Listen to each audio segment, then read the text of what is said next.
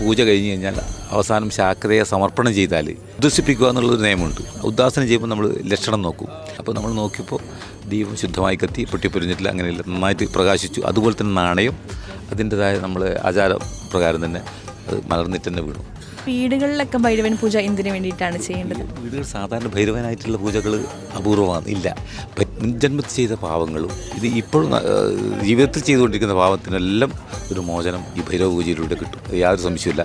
ഇവിടെ വസിക്കുന്ന ജനങ്ങൾക്കായാലും ഈ ദേശത്തിൽ സഹകരിക്കുന്ന എല്ലാവർക്കും തന്നെ അതിൻ്റെ ക്ഷേമം ഉണ്ടാവും. അത് യാതൊരു സംശയമില്ല.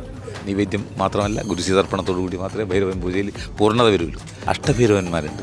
കാലഭൈരവൻ, കങ്കാള ഭൈരവൻ, ഉമ്മത്ത ഭൈരവൻ, കടിയ ഭൈരവൻ, കുടിയ ഭൈരവൻ, കപാല ഭൈരവൻ, ശാക്തേയ ഭൈരവൻ, അങ്ങനെ പറഞ്ഞിട്ട് 5-8 ഭൈരവൻ ഉണ്ട്.